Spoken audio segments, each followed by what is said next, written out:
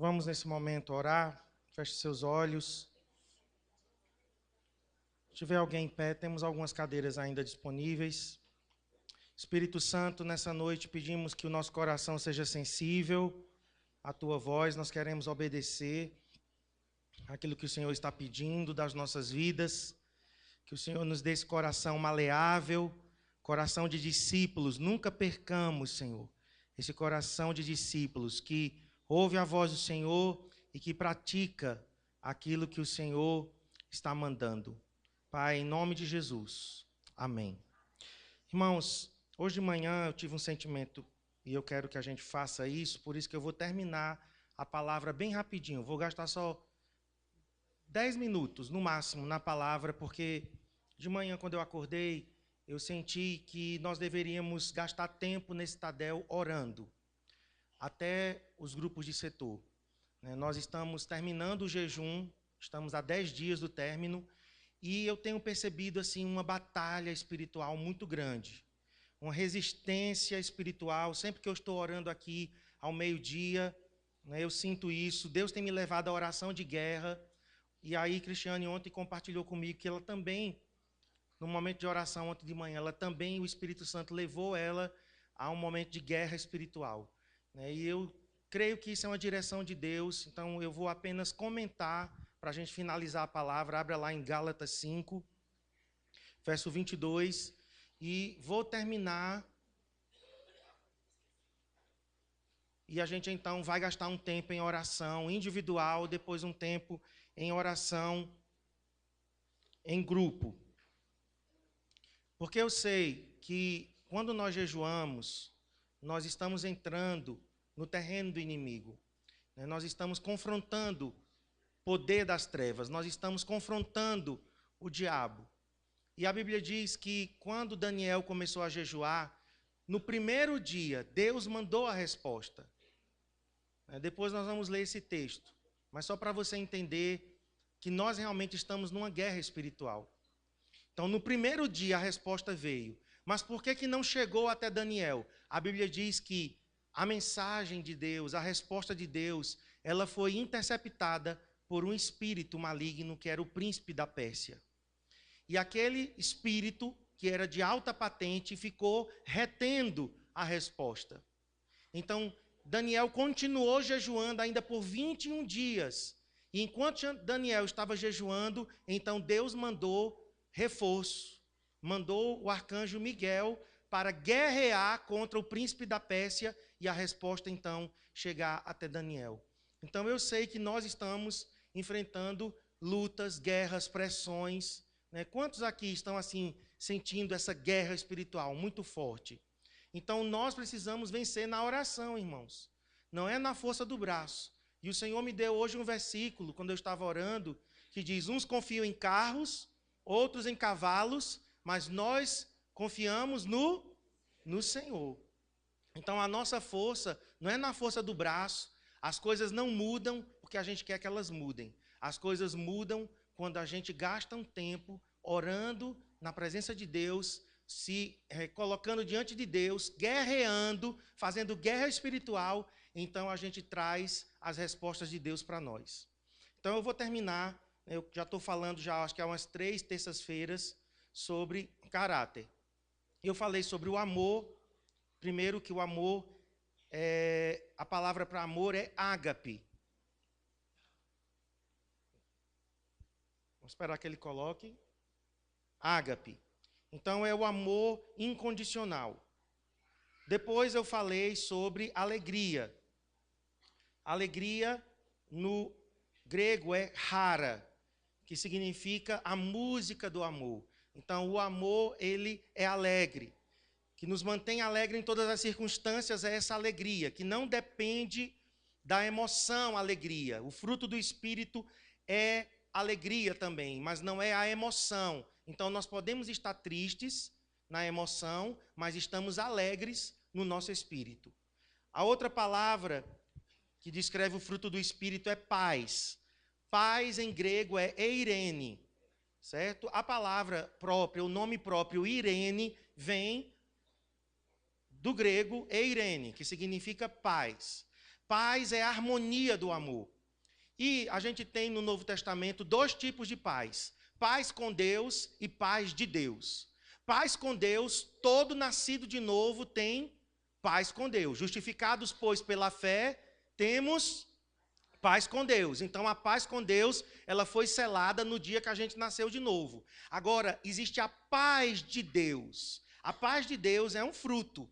E esse fruto cresce em nossa vida à medida que nós temos comunhão com o Senhor. Então, essa paz também não depende das circunstâncias. Às vezes, ao nosso redor tem guerra. Às vezes, ao nosso redor está muito agitado. Mas dentro do coração, no seu espírito, você tem esta paz. Você tem esta harmonia em seu espírito. Então, não depende das circunstâncias. A outra palavra que a gente encontra aqui no fruto do Espírito, para descrever o fruto do Espírito, é paciência, que em algumas versões é longanimidade. Quem tem a versão com paciência? Na sua Bíblia diz paciência. Verso 22, né? Gálatas 5, 22. Mas o fruto do Espírito é amor, alegria, paz. Na minha versão atualizada diz longanimidade. Quem tem longanimidade? Quem tem paciência? Então, são sinônimos. Longanimidade já está dizendo longo ânimo. Longo ânimo. É uma pessoa que aguenta trancos e barrancos, mas não desiste. Então, a longanimidade é a resistência do amor. O amor é resistente por causa da longanimidade. Uma pessoa longânima, ela resiste amorosamente. Então, o significado é suportar com temperamento sereno. A pessoa longânima é paciente. Mas o que é paciência? É firmeza, constância, em face de uma provação. Você está sendo provado, mas você continua apesar da provação. É a capacidade de suportar sem queixas. É lentidão para punir pecados. Então, é aquele pai que dá mais uma chance ao filho. O que é que ele está sendo? Longânimo. É a mãe que poderia castigar o seu filho, mas ela diz, olha, eu não vou te castigar, eu vou te dar mais uma chance. Então, isso é longanimidade. Ô Walter, aumenta aqui a temperatura, por favor.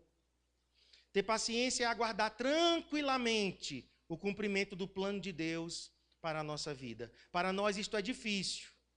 Não é difícil ser paciente. É difícil. Nem todos os calmos são pacientes. Eu achava que eu era paciente. Por ser calmo, por ser de um temperamento mais tranquilo, mas não. Quando, por exemplo, Cristiane me faz esperar 5 minutos, então eu estou ali, não, só 5 minutos. Calma, Marcos, calma. Ela vai chegar, aí passa 10, ou não. Ela vai chegar, aí vai 15, 20, 30. Aí chega uma hora que a paciência, ela se esgota. E você, então, já não é mais paciente. Então, é aguardar tranquilamente. A última frase, viver é uma arte, irmãos. Você sabia que viver é uma arte? Não é uma ciência exata. Por isso é necessário esperar e ser paciente. Às vezes a gente acha que a vida é 1 mais 1 igual a 2. Mas a vida não é 1 mais 1 igual a 2. A vida, ela é uma arte que precisa ser aprendida. Por isso, a necessidade da paciência. Às vezes nós somos preto ou branco. Mas a vida não tem 50 tons de cinzas. A vida tem muito mais. A vida tem milhares de tons de cinzas. Então, às vezes, nós somos muito assim, ou isso ou aquilo. E, às vezes, a vida vai nos amadurecendo. Então, é necessária a paciência. A outra palavra que temos aí é benignidade. E eu coloquei aí a foto da Madre Teresa de Calcutá. Por quê? Porque ela é um dos maiores símbolos de alguém que foi benigna. Ela nasceu na Albânia, se tornou freira, e ela dedicou a vida dela aos pobres leprosos da Índia.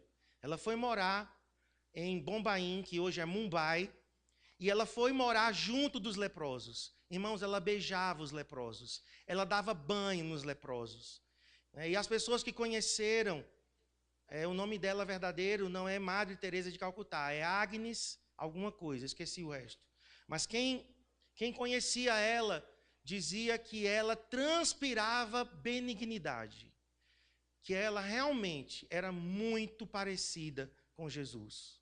Então, benignidade é o serviço do amor. O amor, ele tem que servir. O amor, ele tem que entrar em prática. O amor sem prática não é amor. O amor em prática é benignidade. O termo original do Novo Testamento, que designa benignidade, não se refere a sentimento, irmãos. Benigno não é uma pessoa que sente vontade de ser benigno. Benigno é alguém que serve. Quando uma pessoa serve outra pessoa, ela está sendo benigno. A prestar ajuda em pequenas coisas. Faltou esse aí. Fazer as pequenas tarefas que ajudam, reanimam e reconfortam os outros. Olha, a simples definição de benignidade, que é a palavra grega Christos. Benignidade é bondade em ação. Uma pessoa bondosa, ela pode ser bondosa só para ela, mas no momento que ela é bondosa para os outros, ela não está sendo só bondosa, ela está sendo benigna. Quantos estão entendendo? A bondade é dentro de nós, mas a benignidade não. A benignidade exige o serviço. Quando você faz uma visita, quando você ajuda alguém nas tarefas de casa, quando você ajuda uma criança, quando você ajuda uma pessoa idosa. Nesses dias nós ouvimos aqui o testemunho de algumas pessoas aqui da nossa igreja, a Amanda Silva e outras pessoas, que encontraram um mendigo na rua e falaram de Jesus para ele, tiraram ele da rua, foram atrás da família dele, mas a família não queria nada com aquele homem, certo? E aí alugaram lugar, fizeram campanha para roupas, se não me engano conseguiram um emprego para essa pessoa, para que ele também possa andar com as suas próprias pernas, mas isso é bondade em ação, não só é palavras, certo? Benignidade requer ação, amém? Aí a outra palavra é bondade. Bondade é agatossuné. Agatossuné. O que é bondade? Bondade é o comportamento do amor. A bondade é a manifestação de virtudes divinas numa pessoa. Isso é muito lindo. Virtudes divinas, a amabilidade, a gentileza e sensibilidades intensas ao lidar com todas as pessoas. O amor é o pai da bondade. Não é bonito isso, irmãos? A manifestação de virtudes de Deus. Quando somos gentis, quando somos amáveis, quando somos educados, quando somos sensíveis ao lidar com as pessoas. Nós temos que buscar essa intimidade com o Espírito Santo para ele gerando isso em nós. Eu preciso ser mais amável, mais gentil, mais sensível. Às vezes nós somos ríspidos, às vezes a nossa vida ela é cheia de arestas, cheia de pontas. Quem encosta na gente se fere, parece porco-espinho. Quem toca é furado. A bondade, ela amansa, ela lixa, na verdade. A bondade lixa as arestas da nossa vida. E nós nos tornamos, então, sensíveis. Bondade na liderança produz um comportamento que é benigno. E aí, então, bondade e benignidade estão juntas, estão de mãos dadas. Olha, eu achei isso aqui muito bom. A bondade na liderança produz um comportamento que é benigno, ou seja, alguém que quer servir, que quer fazer o bem aos outros, porém, essa pessoa ela é justa. Por quê, irmãos? Porque, às vezes, uma pessoa ela pode ser benigna, mas ela não ser justa. O que é isso? É alguém que se torna muito tolo, muito inocente. E aqui está falando de alguém que é bom, que é benigno, mas que é justo.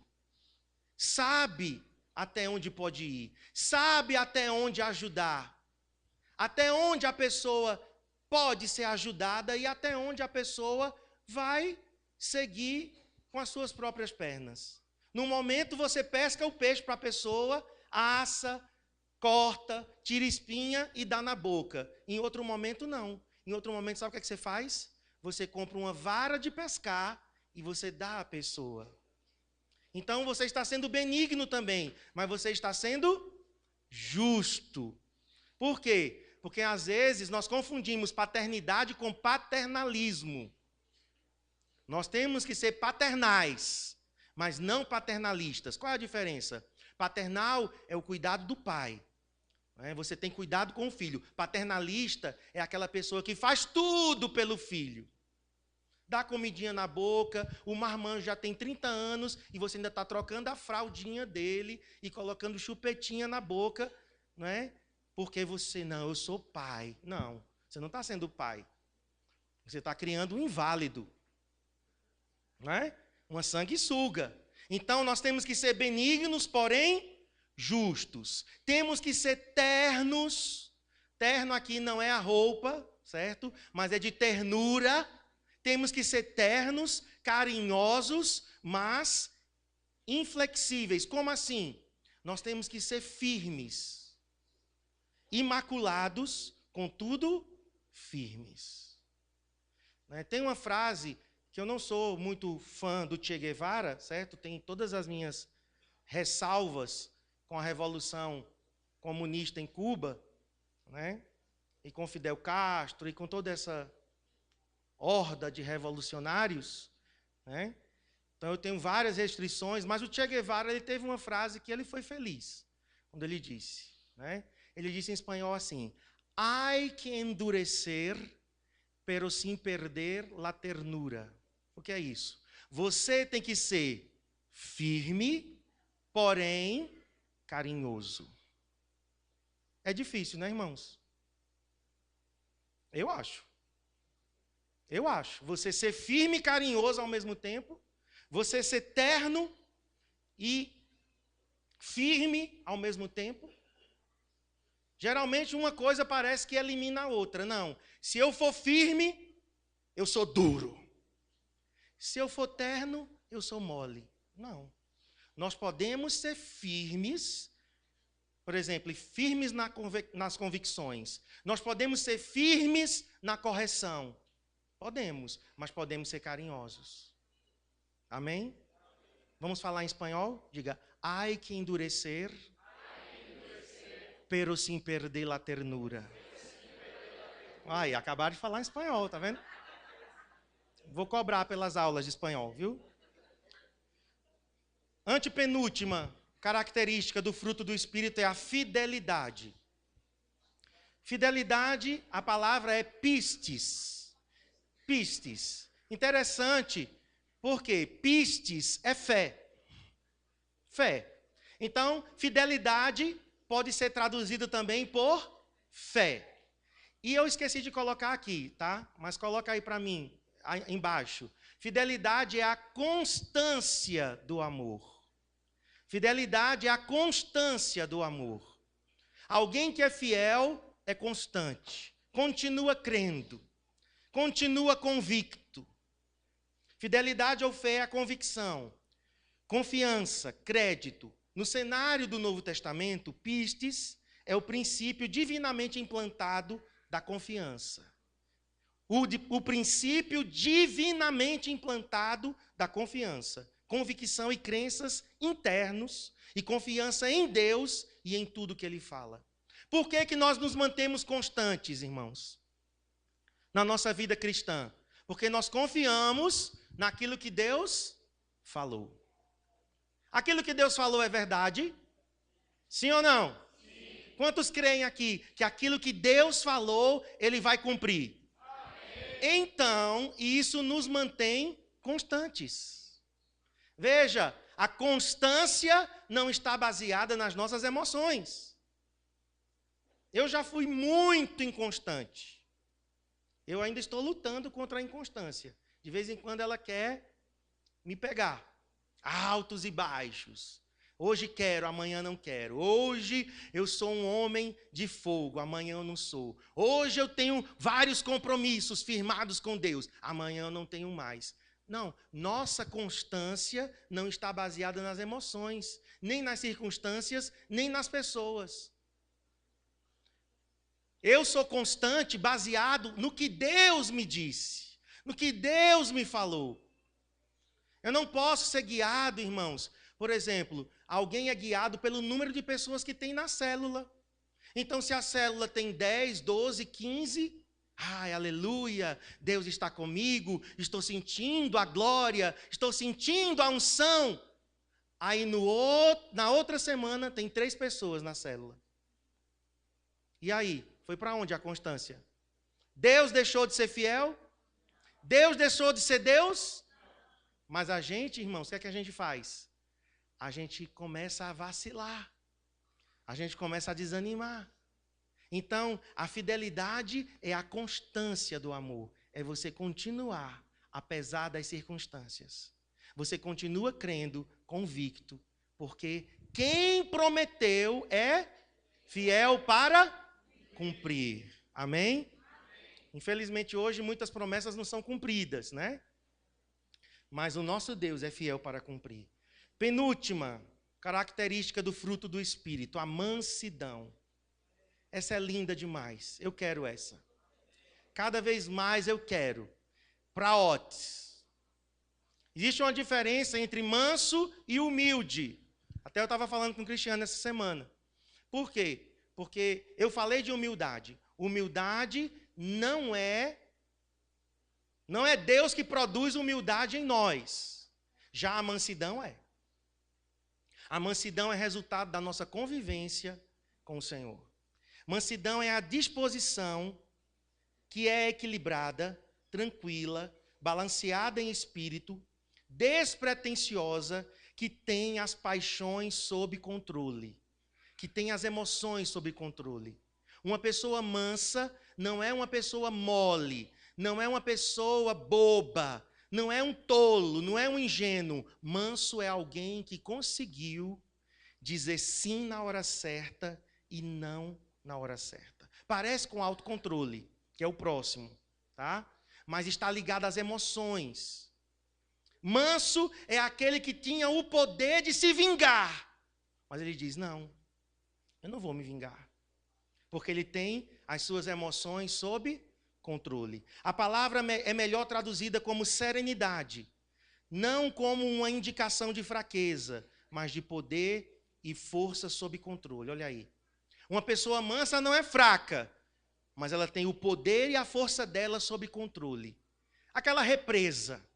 Muitas vezes nós somos como uma represa. A represa, ela foi construída um paredão bem alto, bem forte, bem sólido, e a água é mantida, retida por aquele paredão. Então o manso é como aquele paredão. Você estabelece uma parede para reter toda emoção descontrolada. Ai, não consigo me controlar. Olha, quando pisam no meu calo, então você não é manso. Porque o manso mantém o poder e a força sob controle. Eu podia me vingar e não me vingo. Eu podia matar, mas eu não mato. Eu podia ferir, mas eu não firo. Então isso é uma pessoa mansa. Poder e força sob controle. A pessoa que possui essa qualidade perdoa injúrias, corrige erros e governa bem seu próprio espírito. Então, a Bíblia fala de Moisés, né? Que Moisés era o homem mais manso que teve na terra. Imagine 3 milhões de pessoas, com as suas exigências, com as suas críticas, não é? Um querendo cebola, pepino, alho do Egito, reclamando que não tinha água, reclamando que o deserto tinha escorpião, que tinha cobra, que era seco, que era calor de dia, frio de noite. Imagine 3 milhões de pessoas na sua cabeça te pressionando. Só uma pessoa mansa, irmãos. E até o manso Moisés, por uma vez, irrefletidamente, ele feriu a rocha 2 vezes. Ali ele não foi manso. E ele perdeu de entrar na terra porque ele não representou Deus bem. Que Deus nos ensine, né, a mansidão. E por último, domínio próprio.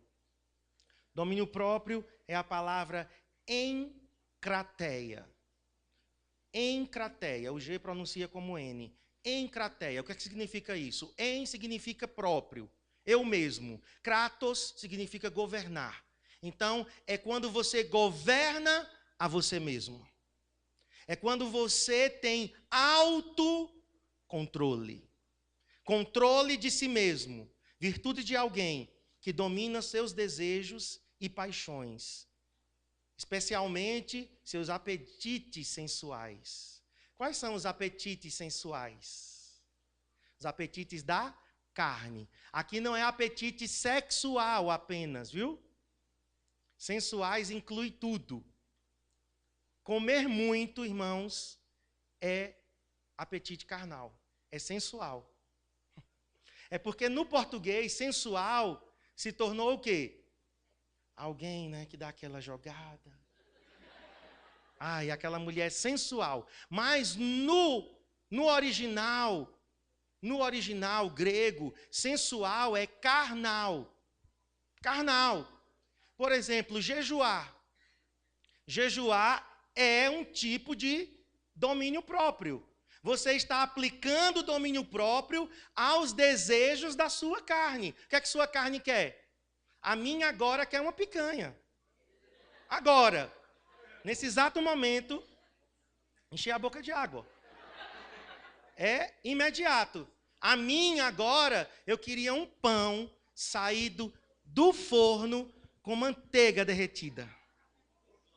E um café expresso agora. Isso é o que o meu apetite sensual, certo? Está querendo.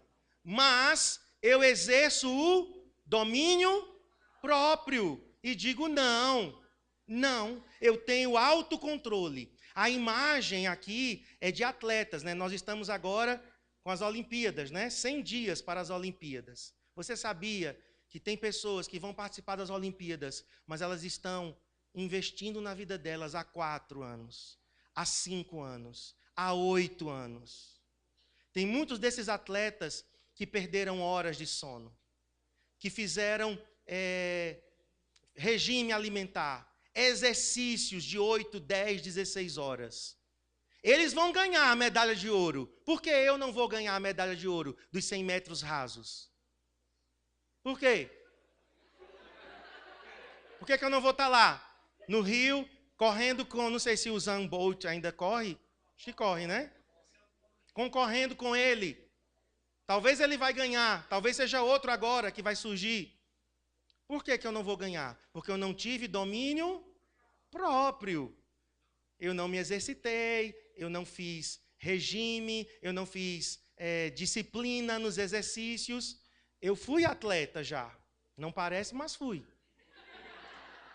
Quando eu tinha 14 anos, eu corri corrida da fogueira. Sério? Por quê? Porque não é maratona de São Silvestre, aí vocês estão rindo, né? Ah, pastor, podia ser a maratona de Londres, mas logo a corrida da fogueira. Eu era atleta, eu fazia atletismo, corrida. Depois eu fui atleta de voleibol. Mas eu não mantive. Eu parei. Então os músculos atrofiaram, a barriga cresceu e tudo despencou. A imagem derivada de atletas que, ao preparar-se para os jogos, e no contexto do Novo Testamento, viu, é Jogos Olímpicos, viu?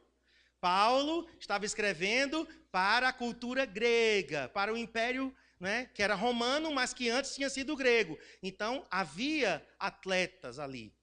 Eles se abstêm de comida prejudicial à saúde, eles se abstinham de vinho e se abstinham de uma vida sexual desregrada.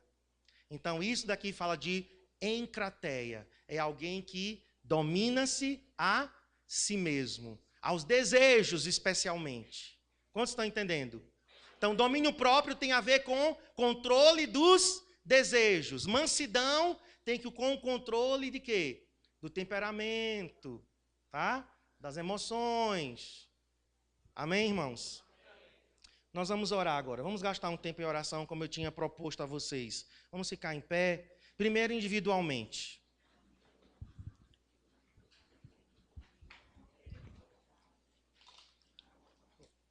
Pai, em nome de Jesus, colocamos esses próximos dias que faltam para o término desse jejum. Senhor, eu sei que nós estamos enfrentando uma batalha espiritual. E nós, Senhor, declaramos a palavra do Salmo 20. Nós tomamos posse, Senhor, dessa palavra. Que diz, uns confiam em carros, outros em cavalos. Nós, porém, nos gloriaremos em o nome do Senhor nosso Deus. Esses que confiam em carros e cavalos se encurvam e caem. Nós, porém, nos levantamos e nos mantemos de pé. Ó Senhor, dá a vitória ao teu povo. Responde-nos quando clamarmos. Senhor, basta mencionar o teu nome. Basta mencionar o teu nome, Senhor. E os nossos inimigos têm que retroceder. Os nossos inimigos têm que bater em retirada. E nessa hora, Senhor, junto com os meus irmãos aqui, entramos em unidade. E como um só homem, como um só corpo, Senhor, nós ordenamos aos espíritos malignos que nos resistem. Em nome de Jesus, batam em retirada agora.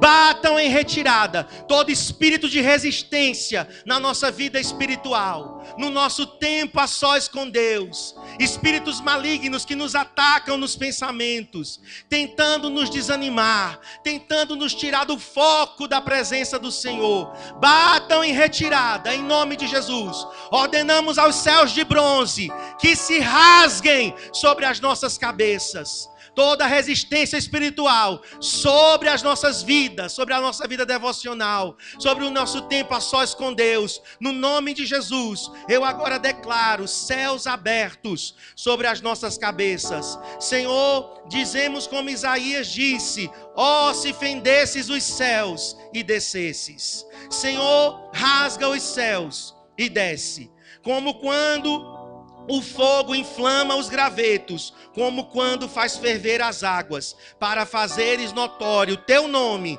aos teus adversários, de sorte que as nações tremessem da tua presença. Quando fizeste coisas terríveis que não esperávamos, desceste e os montes tremeram à tua presença, porque desde a antiguidade não se ouviu, nem com ouvido se percebeu, nem com olhos se viu, Deus além de ti, que trabalha para aquele que nele espera. Nós estamos esperando em ti, Senhor.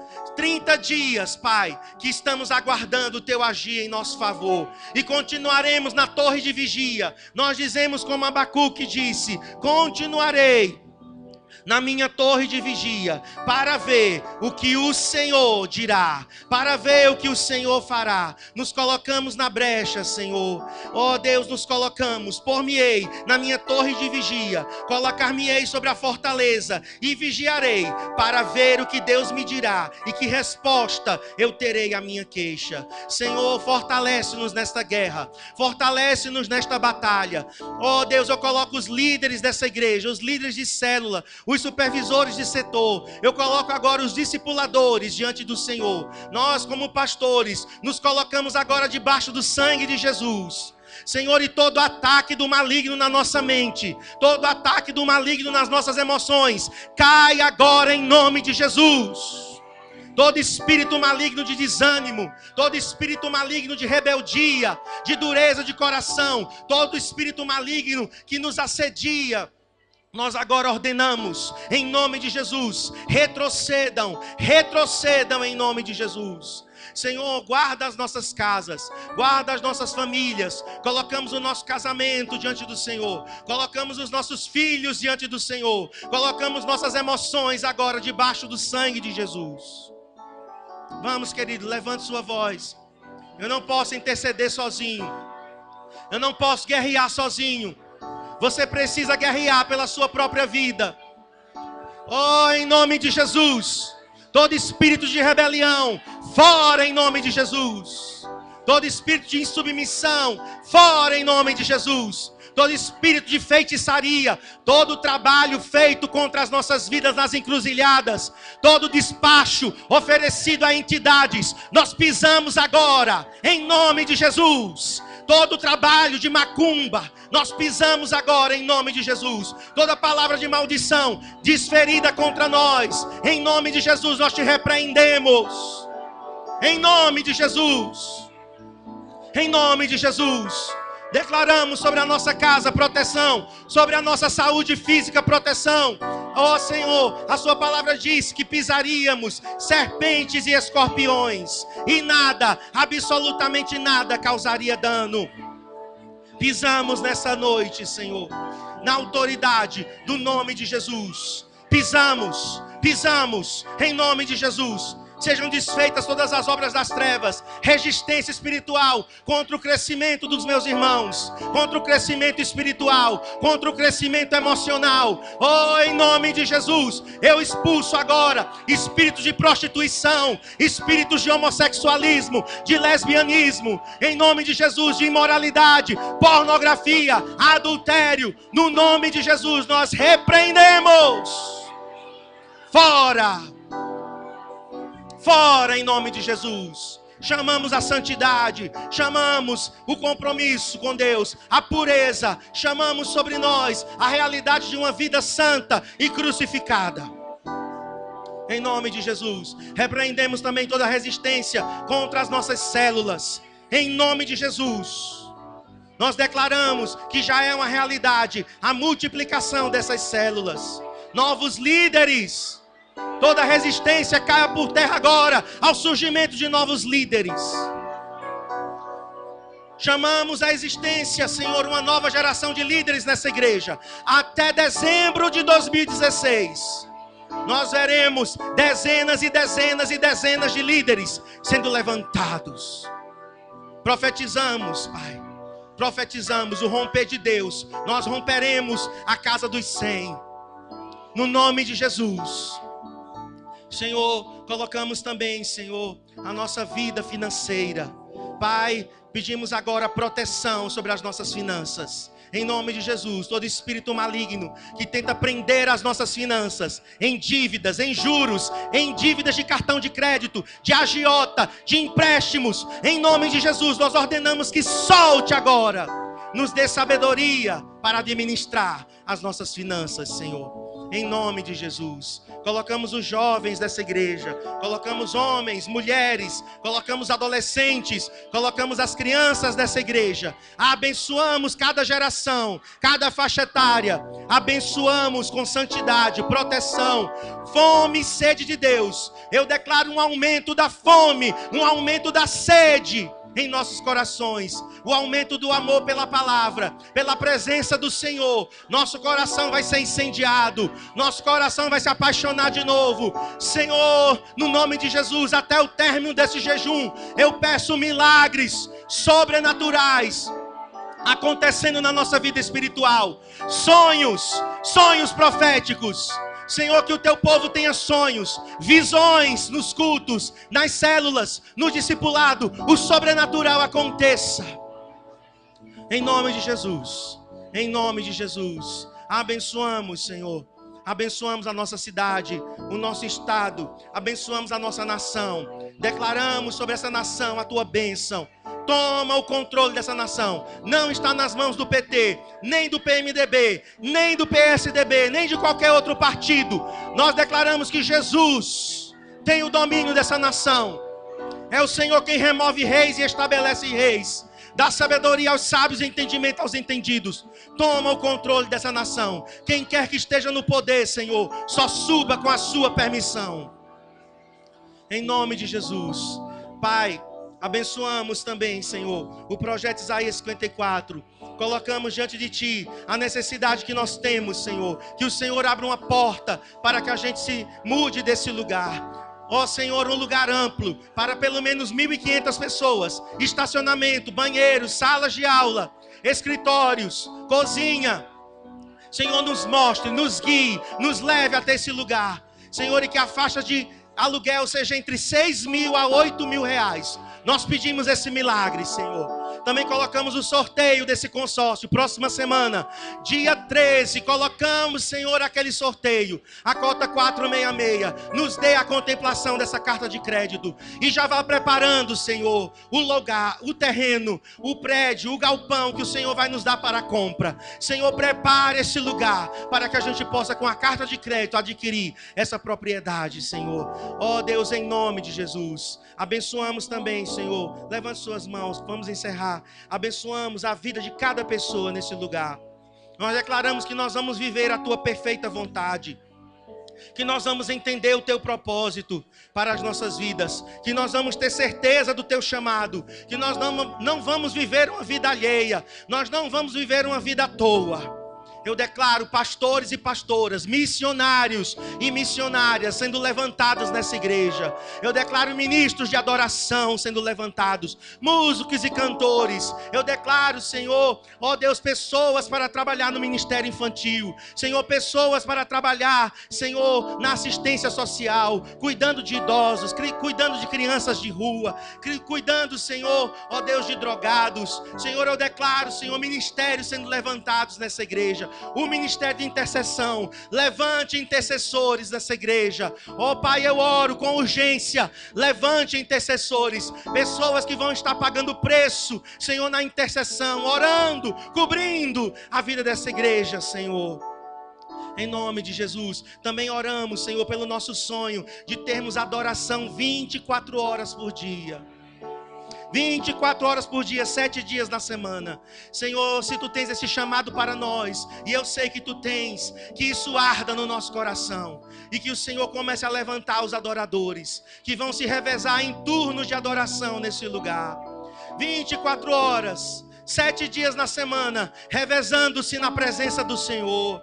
Oh Deus, em nome de Jesus, nós oramos para que o chamado que está sobre o Centro Cristão de Adoração se cumpra.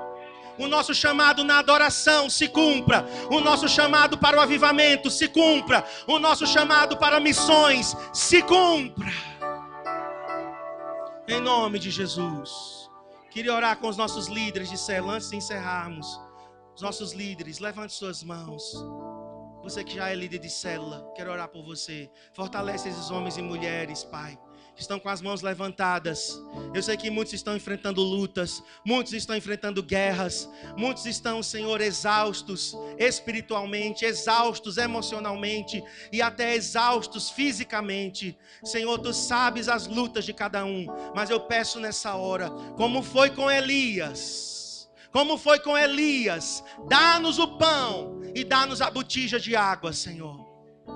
A tua palavra diz que com a comida e com a bebida, ele se levantou e andou 40 dias e 40 noites até o monte de Deus. Eu quero pedir, fortalece nossas mãos. Fortalece nossas mãos. Senhor, eu quero declarar uma palavra de renovação na vida dos nossos líderes de célula. Em nome de Jesus, esses homens e mulheres, guerreiros, valentes, sejam nessa noite fortalecidos na unção e no poder do Espírito Santo. Em nome de Jesus.